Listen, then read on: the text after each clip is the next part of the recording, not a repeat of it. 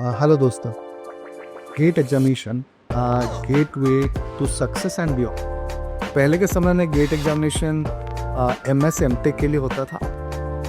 अभी के समय में पीएसयूज, बहुत सारे government departments and even private sector GATE examination को रिकॉग्नाइज किया। आज एक इंजीनियर का dream examination to crack is GATE examination. GATE 2025 mining engineer में अनिकेत गुप्ता रैंक 1 लाए हैं, जो मेरे प्लस के क्लासरूम स्टूडेंट आज जो हमारे साथ हैं उनसे बात करें। चलिए अनिकेत,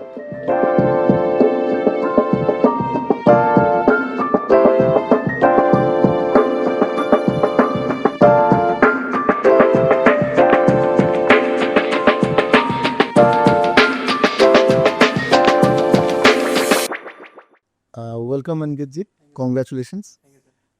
अनिकेत गुप्ता जी मेरिट प्लस के 2 साल से क्लासरूम स्टूडेंट हैं। लास्ट ईयर गेट 2024 में रैंक 3 और इस साल गेट 2025 में रैंक 1 सिक्योर किए हैं। अनिकेत जी एनआईटी रायपुर के अंडर ग्रेजुएट स्टूडेंट रह चुके हैं।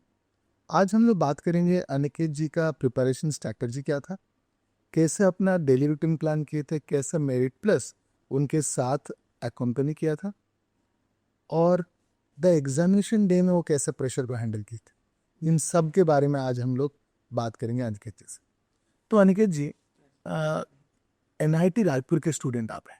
यस आप बहुत सारे एवेन्यूज आपके पास है, जैसे कि आप कोई दूसरे एनालिटिक्स कंपनी के लिए ट्राई कर सकते थे, आप एमबीए प्लान कर सकते थे, आप यूपीएससी पीएससी एग्जामिनेशंस भी प्लान कर सकते थे। आप गेट ही क्यों चूज किए? क्या आप में क्या ऐसा सोचे कि गेट प्लान किया? हाँ सर, गेट एग्ज़ाम सर एक बहुत ही अच्छा अपॉर्चुनिटी है जो एक्सक्लूसिवली फॉर इंजीनियर्स है। और सर जब मैं जो 2020 में जब एनआईटी रायपुर में जब एडमिशन लिया था, तो उस समय शायद बहुत दिन या बहुत सालों बाद पूल इंडिया रिक्रूट की थी। तो जिससे सर एक हवा बही थी कि कोल इंडिया रिक्रूट करेगी, जिससे सर मैं कंफर्म किया था बाकी अपने सीनियर्स और टीचर से पूछ करके कि ये वैकेंसीज रेगुलर होगी, क्योंकि कुछ सीएमआरस में चेंज हुए थे, जिसके कारण वो वैकेंसीज कोल इंडिया को रिक्रूट करना ही पड़ेगा।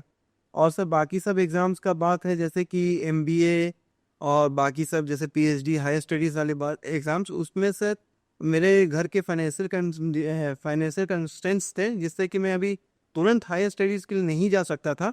और जैसे डेटा और बाकी सब जैसे एनआईटी में पढ़ने से आपको सर नॉनकोर का ही बहुत अच्छा एक्सपोजर या फिर अपॉर्चुनिटी मिलता है। लेकिन सर वो मैं फर्स्ट सेमेस्टर में ट्राई करके देखा था, जो मुझे को उतना एक्साइट नहीं किया। और मेरे पास के एक्सपीरियंस, जैसे मैं जेई एग्ज़ाम दिया हूँ, तो उसके एक्सपीरियंस को मैं सोचा कि यूटिलाइज़ करके जेई जो ऑलमोस्ट सिमिलर एग्ज़ाम है, उसको मैं अपने as a future career path में सेव करने के लिए यूज़ कर सकूँ।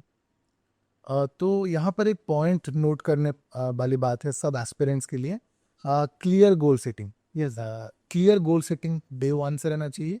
मल्टीपल वेरिएबल्स को देखे हुए आप डिसीजन लो कि आपके लिए कौन सा एग्जाम नियर टर्म में सक्सेस ले पाए। Yes sir. उसी के साथ आप चलो, तब जाके आपको धीरे धीरे सक्सेस मिलने लगेगा।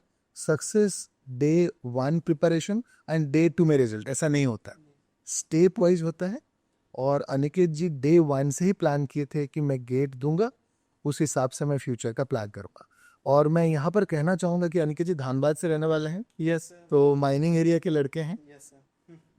तो ये कि इंस्पायर किया था आपको? Yes sir. और सर दादाजी मेरे सर माइनिंग बीसीसीएल में थे, जो वहाँ पर ये टिम्बरमैन होता है, वहाँ से स्टार्ट किया था अपना करियर और क्वालिटी इंस्पेक्टर तक गए थे। वाह। तो सर वो भी एक इंस्पिरेशन था कि सर मतलब माइनिंग में बाकी सब और फैमिली को कंटिन्यू नहीं किया दादाजी का प्रोफेशन, तो मैं सोचा कि चलो मैं ही कर लेता हूँ। बहुत बढ़िया स्किट्स। तो अनिकेत जी, जब आपका प्रिपरेशन आप चालू किए थे last year, last to last year, जैसे आप कॉलेज में जब थे 2024 में, यस सर। तो उस समय में आप कॉलेज का रूटीन था आपके पास, yes sir. Extra curricular activities थे, बहुत सारे सोसाइटी भी होंगे, यस सर। तो उसके साथ आप प्रिपरेशन को मैनेज किए। तो टाइम मैनेजमेंट कैसे किया? मतलब एज ए स्टूडेंट, मतलब कॉलेज में होते वक्त एक स्टूडेंट कैसे प्लान करे? थोड़ा हेडलाइटिंग कीजिए सबके लिए। और सर जैसे अगर कोई भी आपका ड्रीम है उसको पूरा करना है, तो आपको उसके लिए समय निकालना ही चाहिए। तो सर मैं सर जैसे मैं तो स्टूडेंट हूँ जो सुबह उठ के पढ़ने में भरोसा रखता है। तो सर मैं हर दिन मतलब ये 1 साल से फॉलो किया था कि मैं 4 बजे उठूँ और 4 से 7 बजे तक पढूँ, और वो भी प्रॉपर गेट का ही पढूँ, जिसमें मोस्टली सर वीडियो लेक्चर्स या फिर मेमोराइजेशन वाला पार्ट रहता था, क्योंकि सर उस समय माइंड फ्रेश रहता था और कुछ भी डिस्टर्बेंस नहीं रहते थे, तो मैं वो फॉलो करता था। फिर 7 से लेके बाकी सर 9 बजे तक मैं बाकी डेली रूटीन्स फॉलो करता था, क्योंकि मेरे को कॉलेज जाना पड़ता था 9 बजे से। तो सर 9 से 5 बजे तक ऑलमोस्ट कॉलेज स्टूडेंट एक ऑक्यूपाइड रहता ही है। तो फिर उसके बाद से मैं आता था, फिर 1 घंटे आराम करता था शाम को। फिर शाम को 6 बजे नाश्ता करता था मेस में, और फिर उसके बाद सर 6 से लेके साढ़े 8 बजे तक मैं अपना फिर से पढ़ाई करता था। फिर उसके बाद सर 1 घंटे और सर डिनर में जाते थे, और फिर उसके बाद सर मैं 11 बजे तक पढ़ता था। फिर उसके बाद सर मैं सोने चला जाता था, क्योंकि सर मैं सुबह उठना पड़ता था। और बाकी सर मैं क्लब कमेटी में, तो सर मैं एक ही क्लब में था, क्योंकि सीवी भरना भी रहता है, क्योंकि प्राइवेट जॉब्स का भी अपॉर्चुनिटी रहता है। तो मैं ज़्यादा क्लब्स कमेटी में ट्राई नहीं किया, सिर्फ एक ही कम्युनिटी में था, और उसमें भी सर ओवरऑल कोऑर्डिनेटर बन के निकला अपने कॉलेज टाइम पे। बहुत यस। तो एक इम्पोर्टेंट पॉइंट है एक स्टूडेंट के लिए जो कॉलेज में है, प्रिपरेशन कर रहा है। एक इम्पोर्टेंट मंत्र है प्रायोरिटी मैटर्स। Yes sir. तो अपना गोल प्रायोरिटी को सेट कीजिए।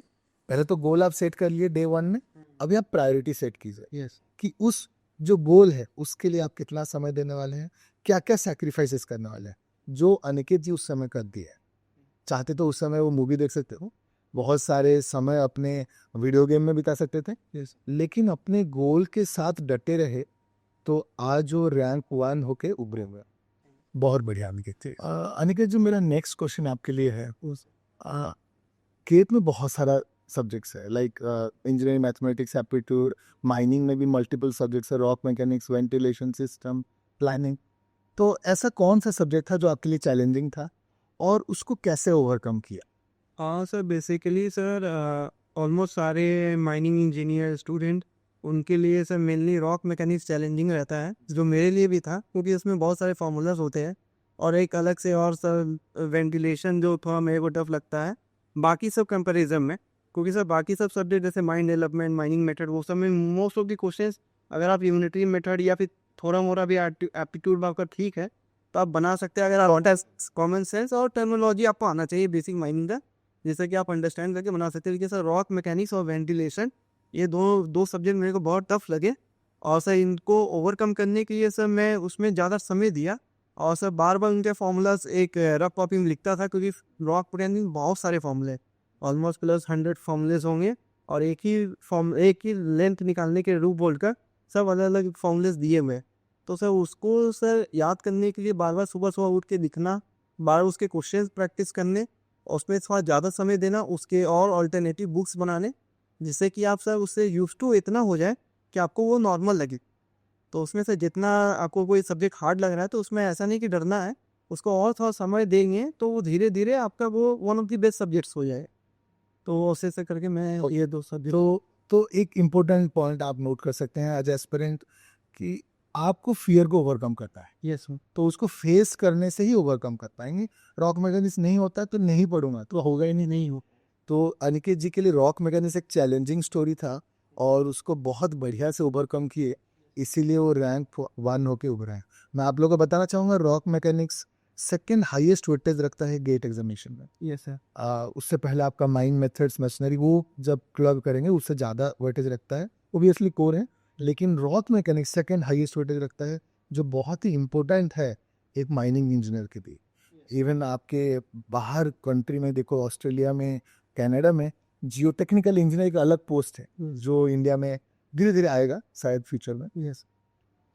अनिकेत जी के लिए मेरा नेक्स्ट क्वेश्चन है, जैसे ये तो हो गया बेसिक प्रिपरेशन का आपके लिए, लेकिन आप मॉक टेस्ट, टेस्ट, ये सब आप और रिवीजन, ये तीनों चीज़ें, जैसे वीकली मंथली जो टेस्ट होता था हम लोग का, उसके साथ भी जो मॉक टेस्ट आप देते थे या रिवीजन कर देते, क्या इसको आप रिलीजियसली फॉलो करते थे या क्या प्लान करते थे? हाँ सर, पहले तो कुछ मैंने सर नॉलेज ग्रैब करने में ही मेरे चले गए, लेकिन जब लगा कि हाँ एक अमाउंट ऑफ नॉलेज मेरे को आ गया है, तो उसको रिवाइज करने के लिए सर मैं साइक्लिक रिवीजन का पाथ फॉलो करता था। जैसे कि अगर एक नया चीज़ पढ़ा हूँ मैं, तो उसको अगले 7 दिन के अंदर मेरे को रिवाइज करना है, और उसको फिर अगली बार रिवाइज करना है मेरे को 14 दिन के अंदर, और फिर उसके बाद मेरे को 21 दिन के अंदर याद करना है, रिवाइज करते रहना है उसको कि वो दिमाग में रहे, पूरा भूल ना रहे। और आप रिवाइज करेंगे तो आपको समझ में आएगा जितना आपको टाइम पहली बार करने लगा उसका आधा लग रहा है, और आधा लग रहा है, और आधा लग रहा है, जिससे कि सर आपको बाद में वो रिवाइज करने का समय भी बचेगा और आप उसी टाइम पे आप बहुत सारी चीज़ें रिवाइज कर पाएंगे। लेकिन अगर आप उसको छोड़ देंगे एक बार पढ़ने के बाद, तो वो समझ लीजिए सर वो आपके लिए फिर से जब पढ़ने जाएंगे तो वो एक नया टॉपिक की तरह ही हो जाएगा। तो sir revision is one of the most important things कि अगर एक एक्सपेरिमेंट को अच्छा सपोर्ट करना है तो उसके लिए बहुत ज़रूरी है। अब बात आई है मॉक टेस्ट की। तो मॉक टेस्ट सर आखिरी में तो आपको एग्ज़ाम में टेस्ट ही देना है, एक तरह का वो भी एक मॉक टेस्ट है, बस उसमें आपको क्या है कि फाइनल रिजल्ट की तरह वो आएगा। तो मॉक टेस्ट आप जितना देंगे उतना अच्छा है।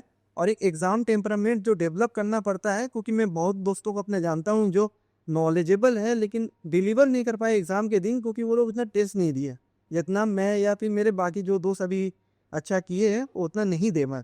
तो मॉक टेस्ट रेगुलर देना चाहिए, और आखिरी के 2-3 महीनों में मॉक टेस्ट का बहुत ही इंपॉर्टेंट रोल है, क्योंकि वो आपको बताता है कि आपका वीक सब्जेक्ट्स कहाँ है, वीक जोन कहाँ है, जिससे कि आप उसमें और ज़्यादा ध्यान दे सके और उसको स्ट्रॉन्ग कर सके, ना कि फाइनल एग्जाम के दिन अफसोस करके। यस।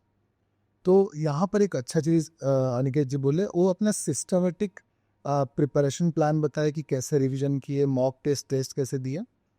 यहाँ पर एक कोट मेरे को याद आता है कि good habits make you successful, not bad once.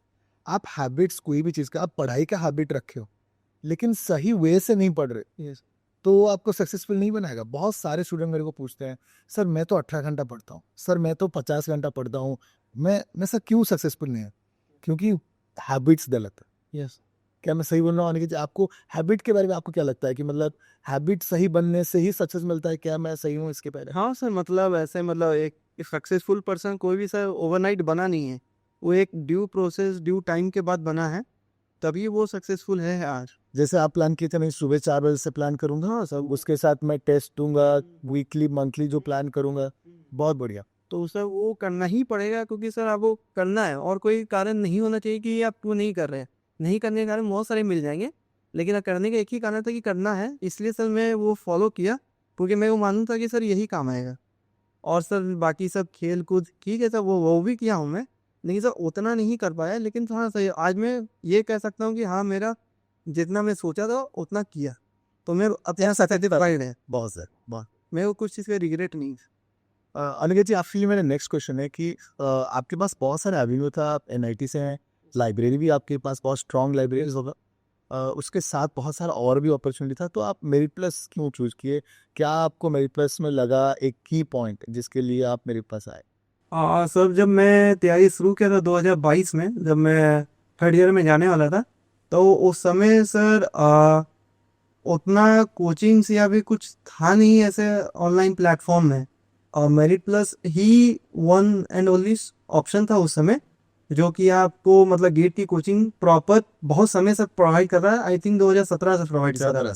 तो सर एक सेंस ऑफ बिलीफ भी था कि हाँ, ये मतलब कि ये आज के नहीं है, बहुत पुराने हैं, तो आप जानते हुए कैसे कोचिंग होता है। और उस समय से कोविड बैच मतलब निकला ही था, तो ऑनलाइन भी पढ़ाना आप लोग चालू कर दिए थे।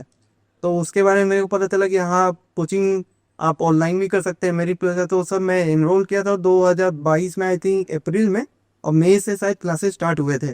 तो सर तो ऐसे ही ज्वाइन किया था सर मेरिट प्लस, क्योंकि और कोई अदर अपॉर्चुनिटीज़ नहीं थी उस समय।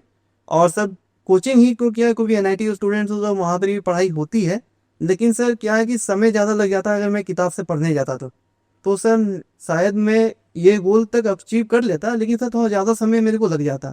तो सर मैं और कहीं दिमाग नहीं दे करके अपने स्टेज स्टडी को समय बचाना चाहता था, इसलिए सर मैं कोचिंग ज्वाइन करना बेहतर समझा, क्योंकि सर वो कोचिंग सर आपका 3-4 किताब पढ़ के पढ़ाता है। तो सर वो सब मैं 3-4 किताब पढ़ने से बच जाऊं और मेरा समय बचे, मेरे को एक टुगेदर सारे नॉलेज एक जगह ही मिल जाए, मेरे को और कहीं दिमाग ना लगाना पड़े और समय बचे, इसलिए सर मैं मेरिट प्लस हूँ। ओके। तो मेरिट प्लस का जैसे आप स्टूडेंट रह चुके हैं, तो जो क्लासेस का जो रहता है, हम लोग का जो सेशंस रहते हैं, इवन जब भी मान लीजिए क्लास ज्वाइन नहीं कर पाते हैं तो रिकॉर्डेड सेशन भी रहता है, तो एक एक टॉपिक का जैसे बहुत सारे टॉपिक का वेंटिलेशन ले लीजिए, रॉक में ले लीजिए, 40-50 सेशन रहते हैं, 3-3 घंटा 4-4 घंटा का, मतलब 150-200 घंटा 300 घंटा तक भी क्लासेस का सेशन है। Yes sir. तो आप कैसे डिसिप्लिन के साथ ये सब को कंप्लीट किए, और क्या लगा कि नहीं इसको पढ़ूं या छोड़ दूं? ऐसा बहुत सारे स्टूडेंट हैं जो सोचते हैं कि नहीं इतना क्लासेस कैसे पढ़ो, ये सर। तो आपका क्यों क्या व्यू रहा उसके ऊपर? हाँ सर, जैसे मैं तो सर मेरिट प्लस का लाइव क्लास नहीं कर पाता था, क्योंकि सर उस समय मेरे क्लासेस चलते थे कॉलेज के। तो सर मेनली मैं रिकॉर्डेड लेक्चर ही देखता था, और मेरे 1.75 स्पीड में देखता था, जिससे कि मैं उस समय बचे। और सर मेरे को वो स्पीड सही लगता था, मेरे लिए मतलब वो सही है। मैं किसी को सजेस्ट नहीं करूँगा कि वो ज़्यादा तेज देखे, लेकिन सर मेरे को उस समय मेरे को हैबिट हो गया था, बहुत लेक्चर देख लिया था कि जैसे 1.75 में मैं देख सकता था, मैं सारी चीज़ें नॉलेज ग्रैब कर पा रहा था और लिख भी पा रहा था। और बात है कि सर बहुत सारे लेक्चर हो जाते हैं एक पर्टिकुलर सब्जेक्ट में। तो सर आपको वही है जो पहले हम लोग बात करें हैबिट की, आपको हैबिट मेंटेन करना पड़ेगा कि हाँ आज का लेक्चर हुआ है तो मेरे को विद इन 1 या 2 डेज में ख़त्म करना ही है।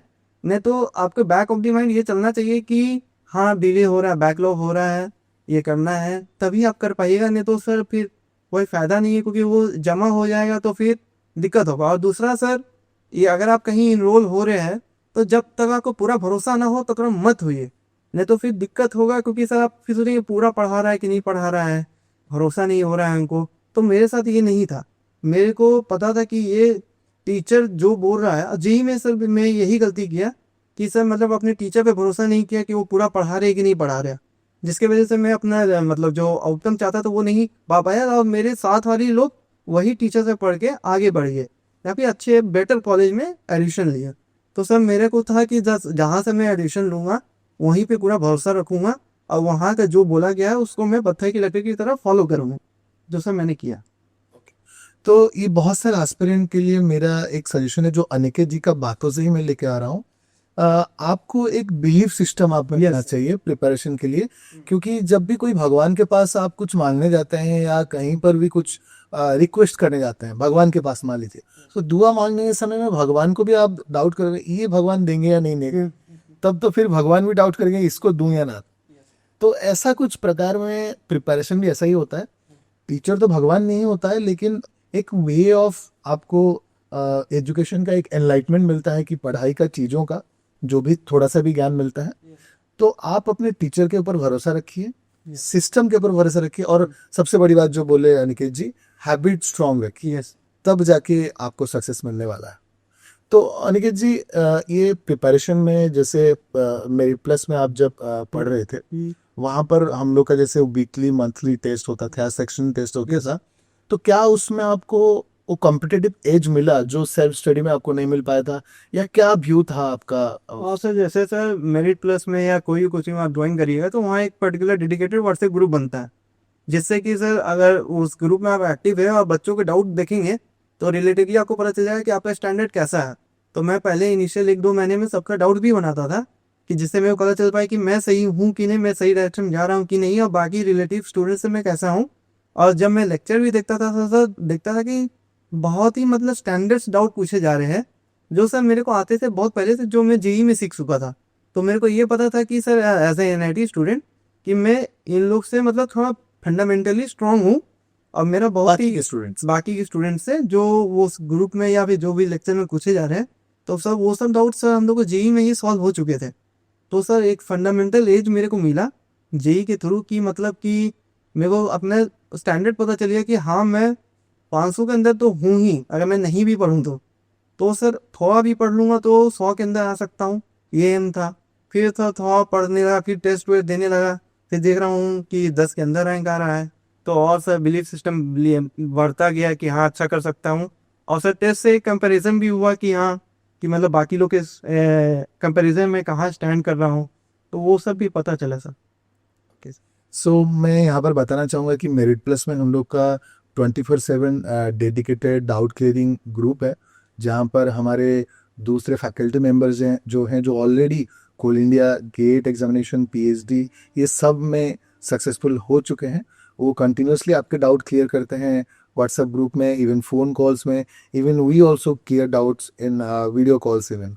ओके, सो इस प्रकार से कंटिन्यूअसली आप चीज़ों पे फोकस रखिएगा, Yes. अपने डाउट्स, अपने क्वेश्चंस, अपने स्टोरी के ऊपर फोकस रखिएगा, तो अनिकेत जी जैसा आप भी नेक्स्ट टाइम रैंक 1 लेके आ सकते हैं। अनिकेत जी, मेरा नेक्स्ट क्वेश्चन आपके लिए है, मेरिट प्लस में आप तो पढ़े हुए हैं, 2 साल से ही मेरिट प्लस के साथ जुड़े हुए हैं, तो ऐसा कोई स्पेसिफिक सब्जेक्ट है जो बहुत ही अच्छा लगा, या आपको ऐसा कोई स्पेसिफिक टॉपिक बहुत अच्छा लगा, या टेस्ट सीरीज या मॉक टेस्ट, किस चीज़ मेरिट प्लस में आपको बहुत बढ़िया लगा? जैसे सर मैं पहले बात कर चुका हूँ बिलीफ सिस्टम का। तो सर जैसे आप कहीं एडमिशन ले तो वहाँ पूरा फेथ होना चाहिए। आप उसमें डिफ्रेंशिएट मत कीजिए कि कौन सब्जेक्ट अच्छा है कौन खराब है। आपको पूरा फेथ था तभी आप एडमिशन लिए हैं। तो सर मेरे को सर ऐसा नहीं लगा कि कोई सब्जेक्ट ज़्यादा अच्छा है या कोई ज़्यादा खराब था। मेरे को सब अच्छे लगे और मोर देन इनफ लगे कि आपको गेट एग्जाम में की दिक्कत होगा, या सब चीज़ पढ़ाया गया है जो क्वेश्चन प्रीवियस ईयर में भी नहीं है उस टॉपिक को भी पढ़ाया गया है, और वो सब भी क्वेश्चन अभी हाल में वो सब गेट में पूछे गए हैं। तो सर ऐसा तो मैं कंप्लेन नहीं कर सकता कि सर मेरी प्रोसेस में कोई सब्जेक्ट ज़्यादा या कम था, या फिर मैं डिफ्रेंशिएट नहीं कर पा रहा हूँ, क्योंकि मेरे सर ऑलमोस्ट सारे सब्जेक्ट फार मोर देन अबव लगे गेट से, जिसको आप एग्जाम निकालने में मोर देन पढ़ाया जा रहा है हर एक सब्जेक्ट में। और सर टेस्ट सीरीज और ये सब का बात है तो मतलब एग्जाम में मतलब मैं देखा हूँ जितना भी मैं मार्क लाया हूँ फाइनल एग्जाम में ज़्यादा ही लाया हूँ।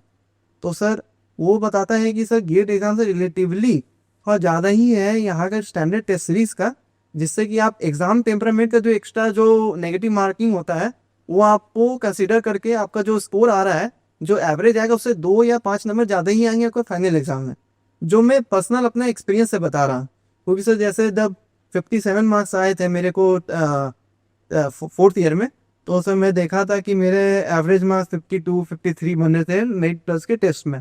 और ऐसे ही है सर, मतलब आपका रिलेटिवली ज़्यादा ही नंबर आता है गेट में as compared to merit plus test में, क्योंकि सर वो थोड़ा स्टैंडर्ड अबव रहता है गेट से। अनिकेत जी, मेरा नेक्स्ट क्वेश्चन आपको है, बहुत सारे एस्पिरेंट्स का भी वही क्वेश्चन रहता है। एक स्टूडेंट जो कोई टायर 3 कॉलेजेस में है, जो जहाँ पर टीचर्स फैकल्टीज भी नहीं है, लैब्स नहीं है, कोई गाइडेंस नहीं, बहुत सारे स्टूडेंट हैं जो डिफरेंट जो रूरल एरियाज आते हैं जिनको कॉम्पिटिटिवनेस का कोई आइडिया भी नहीं है, बहुत सारे स्टूडेंट जो फाइनेंशियली वीकर सेक्शंस में भी बिलोंग करते हैं, क्या उनके लिए मेरिट प्लस एक अफोर्डेबल ऑप्शन है? आपका क्या? और सर जैसे जिसका फंडामेंटल स्ट्रांग नहीं है, तो सर जैसे मैं पहले ही बोला था कि जैसे मैं वीडियो 1.75 में देख रहा हूँ, क्योंकि सर मेरा फंडामेंटल स्ट्रांग था तभी मैं वो वीडियो को 1.75 में देख पा रहा था। और सर जैसे यार मेरिट प्लस में सर ये है कि आपके बहुत ही फंडामेंटल से पढ़ाया जाएगा। ऐसा नहीं है कि आपको लगेगा कि अचानक से ये बात कैसे उठ गया, आपको उसके बैक ऑफ द स्टोरी बताई जाएगा, क्योंकि सर इसमें लेक्चर्स लंबे होते हैं। लेकिन इसलिए लंबे होते हैं क्योंकि सर वहाँ पे लाइव क्लासेस में भी आप देखेंगे कि बहुत डाउट आता है, तो हर एक क्वेश्चन को वहाँ पे डील किया जाता है, कोई भी क्वेश्चन को निगलेक्ट नहीं किया जाता है, तभी लेक्चर्स लंबे हो जाते हैं। तो और इसलिए सर वो बहुत सारे पार्ट लेक्चर के जब रिकॉर्डेड में देखता था तो लगता था कि हाँ ये सब चीज़ें आती है, इसलिए मेरे को स्किप करना पड़ता था। लेकिन उसमें सर जो बच्चा फंडामेंटली वीक है उसके लिए वो सब खजाना है, क्योंकि सर वहाँ पे उसका डाउट क्लियर हो रहा है जो मेरा पहले हो चुका था। इसलिए सर मैं रेकमेंड करूँगा जिसका फंडामेंटली थोड़ा वीक है, तो ऐसा नहीं कि मेरिट प्लस आपको अलग ही लेवल का पढ़ाएगा, आपको बेसिक से पढ़ाया जाएगा। उसकी मतलब मैं पुख्ता मतलब क्या बोलूँ सबूत हूँ कि मैं देखा हूँ तभी मैं बोल पा रहा हूँ। और बाकी सर फाइनेंशियली वीक स्टूडेंट्स के लिए सर तो ऐसा है कि मैं भी सर उतना मतलब मैं भी फ़ी वेवर के लिए अप्लाई किया था, प्रॉपर डॉक्यूमेंट दिया था, तो मेरे को भी फ़ी वेवर मिला था मेरिट प्लस से, तो वो आपको भी मिल जाएगा। बाकी आगे सर बताएंगे। तो मेरिट प्लस बहुत सारे स्टूडेंट ज्वाइन करना चाहते हैं, एक सबसे बड़ा बैरियर हो जाता है फाइनेंशियल बैरियर, यस जो सब लोग को बहुत लोग को रोकता है। मेरिट प्लस हर साल बहुत सारे स्टूडेंट को फाइनेंशियल लीवर्स देता है on the basis of their financial condition, family condition, even with their present condition. Present condition मतलब वो मतलब उनके लिए वो अफोर्ड नहीं कर पा रहे हैं प्रेजेंटली, उनके लिए भी मेरिट प्लस बहुत सारे वीवर प्लान्स लाता है। लेकिन उसके साथ एक कैच पॉइंट है, आपके पास डॉक्यूमेंट्स आपका होना चाहिए। आप हमारे टीम के साथ जुड़िए, अपने डॉक्यूमेंट सबमिट कीजिए, आपका डॉक्यूमेंट वेरिफिकेशन के बाद आपको डेफिनेटली उधर मिलने वाला है, क्योंकि ये मेरिट प्लस एक मिशन है, ये बिजनेस नहीं है। ओके, सो अनिकेत जी, मेरा नेक्स्ट क्वेश्चन आपको है, जैसे मेरिट प्लस में आप ज्वाइन किए थे एज ए स्टूडेंट, यस और उस समय आप बहुत सारे स्टूडेंट को देखे होंगे जो लोग बिलो बेसिक्स में थे, और आज जो आपके साथ भी कोल इंडिया में मतलब रैंक 50-40 में आ रहे हैं, आपके साथ भी मिलेंगे कोल इंडिया में। Yes sir. तो उनका जर्नी आप देखे हो, आंखों देखा आपके साथ, यस। तो उनके लिए क्या व्यू है, वो फाइटर्स के लिए क्या व्यू है आपका?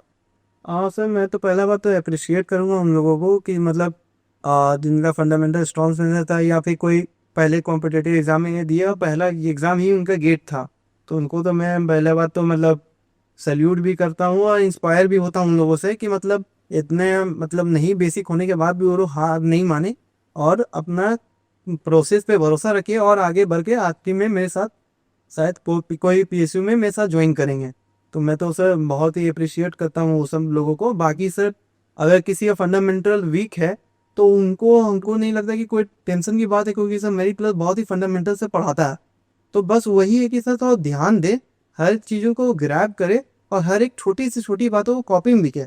उनको लगेगा कि हाँ ये सब चीज़ें इंपॉर्टेंट नहीं है, सर बोल दिए, लेकिन सर हर एक चीज़ को हिंदी इंग्लिश जिसमें लिख सके लिखे। जिसके बाद वो जब प्रीवियस ईयर या फिर जो भी स्टैंडर्ड बुक्स बनाएंगे तो उनको जब उस समय जब देखेंगे कि अरे हाँ ये भी क्वेश्चन आ चुका है, तो वो उनको बहुत हेल्प करेगा उस समय जब वो हर एक चीज़ को ग्रैब करके लिखेंगे। उनको लिखना बहुत ज़रूरी है, क्योंकि आप सोचेंगे हाँ याद रहेगा, याद नहीं रहता है। तो हर एक चीज़ों को जो सर बोल रहे हैं या फिर जो भी क्लासेस में बताया जा रहा है उनको लिखना ज़रूरी है, क्योंकि बाद में आप ना भूलें। जी। तो इसके लिए ग्रेट एग्जाम्पल है, आप देखिए सचिन तेंदुलकर को देखिए, वो टैलेंटेड थे और अनिकेत जी भी बहुत टैलेंटेड। तो लेकिन वो तो शॉट्स तो खेलेंगे ही बहुत बढ़िया, लेकिन जो लोग नए बंदे हैं रणजी ट्रॉफी खेल रहे हैं, यस। उनके लिए नेट प्रैक्टिस मस्ट है। बहुत सारा प्रैक्टिस, बहुत सारा डाउट्स क्लियर करना है, यस। बहुत बेसिक्स में जाना है। और आपको ना अपना जो अंदर का जो पीड़ा है कि नहीं समझ पा रहा, खुल के बोलना है, यस। कि नहीं समझ पा रहा, तभी जाके आप आगे बढ़ पाए। मैं शायद सही हूँ आपके? यस सर, प्रैक्टिस प्रैक्टिस करना पड़ेगा। अनिकेत जी, मेरा बहुत सारा क्वेश्चन हो चुका है, यस। और एक इम्पोर्टेंट क्वेश्चन जो मेरे दिमाग में आ रहा है, आपका फ्यूचर प्लान क्या है? अभी तो गेट आप रैंक 1 हो गए हैं, यस। अभी क्या सोच रहे हैं कि पीएसयू ज्वाइन करेंगे या क्या फ्यूचर में प्लान रखें? क्योंकि एक बार बंदा सक्सेस का सीढ़ी चढ़ने लगता है यस। तो और आगे जाने का मन करता है, क्योंकि एवरीवन वांट्स मोर। तो Yes. आपका क्या आगे का? सर जैसे मेरा तो 4th ईयर में ही ऑल इंडिया रैंक 3 आ गया था, तो उसके बेसिस पे सर मैं कोल इंडिया और एनटीपीसी में अप्लाई कर चुका हूँ, जिससे कि मतलब मेरे को ये जॉब सिक्योर हो जाएगा। और सर एक बार मैं माइनिंग फील्ड को एक्सप्लोर कर लेता हूँ, उसके बाद फिर मैं देखता हूँ सर आगे मेरे लिए क्या अपॉर्चुनिटीज़ हैं। मैं अभी एमबीए या फिर यूपीएससी ये सब का सोच रहा हूँ, लेकिन अभी पूरा क्लियर नहीं हूँ कि मेरे को आगे क्या करना है। एक बार मैं देख लेता हूँ कि माइनिंग फील्ड में जो जॉब करना है विथ रिस्पॉन्सिबिलिटी वो मेरे से हो पा रही है कि नहीं हो पा रही है। उसके बाद सर मैं एक कॉल लूँगा, जिसके बाद मैं आगे अपना फ्यूचर को सेव करने की कोशिश करूँगा। मुझे लगता है कि जो स्टूडेंट पहले से ही अपना गोल सेट कर चुका हो, अपना प्लान कर चुका हो, वो कभी भी फेल नहीं करेगा। मैं जानता हूँ, मेरा विश अनिकेत जी के साथ है, इवन उनके पेरेंट्स दोस्तों का भी दुआ उनके साथ आगे ही रहेगा, और आगे जाने वाले हैं। इसी के साथ मेरा लास्ट क्वेश्चन है अनिकेत जी के लिए, कि जो आगे का एस्पिरेंस है 2026 गेट के लिए, 2026, उसके लिए आपका क्या एडवाइस है स्टूडेंट्स के लिए, एस्पिरेंट्स के लिए? एक बार उन लोग के लिए कुछ बता दीजिए, ताकि वो अभी से एक मोटिवेट होके चले, क्या व्यू लेके चले गेट 2026 के लिए? और जैसे सर अभी जैसे एग्ज़ाम का जो ट्रेंड देख रहा हूँ गेट का, उसमें सर थोड़ा पेपर मॉडरेट होने लगा है। तो सर ऐसा है कि मतलब ज़्यादा से ज़्यादा नंबर लाने होंगे विथ एक्यूरेसी और विथ टाइम मैनेजमेंट। आप ज़्यादा क्वेश्चन तभी बना पाएंगे जब आप ज़्यादा टाइम मैनेज कर पाएंगे और विथ एक्यूरेसी। नहीं तो फिर बना लिए क्वेश्चन गलत बन गया तो कोई फ़ायदा है नहीं, क्योंकि नेगेटिव मार्किंग भी हो सकता है उस क्वेश्चन में। तो मैं तो यही बोलूँगा कि अभी जितना जल्दी अगर किसी को कोर माइनिंग में ही जाना है तो वो अपना जितना जल्दी डिसीजन ले ले कि गेट देना है कि नहीं देना है। अगर उसको देना है तो जितना जल्दी हो सके उतना जल्दी शुरू करे अपने प्रिपरेशन को with proper routine, with regular mock test and regular doubt solving अपना करते रहे जहाँ पर भी वो है। और अपने टीचर्स, अपने स्कूल के टीचर या अपने कहीं भी कोचिंग में है वो वहाँ पे करे। और मेरा यही रहेगा कि सर मतलब करना है तो मतलब करिए, नहीं तो कोई फ़ायदा नहीं है। बिना मतलब का अपना नहीं समय बर्बाद करिए, नहीं अपने माँ बाप का। लेकिन अगर आपको ठान ली कि आपको गेट करना है तो एकदम लग जाइए, बहुत ही अच्छी अपॉर्चुनिटीज़ है, बहुत ही मतलब अभी समझ लीजिए तो पीएसयूज आपको नौकरी बांट रही है, तो जितना जल्दी आप ले सकते हैं ले लीजिए।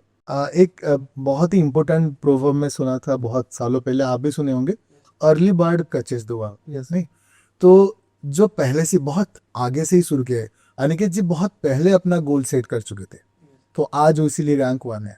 जो लेट में अपना गोल सेट करते हैं वो थोड़ा सा पीछे आ जाता है, क्योंकि समय का पाबंदी होता है, टाइम इज गॉड। सो मेरा रिक्वेस्ट है, जो भी एस्पिरेंट्स गेट 2026 के लिए प्लान कर रहे हैं, अपना गोल अभी से ही सेट कर लीजिए और प्रिपरेशन का पेटी बांध लीजिए।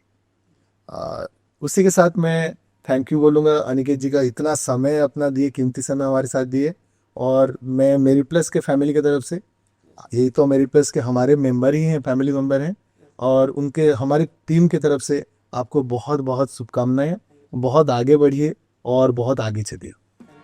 Thank you. Thank you sir.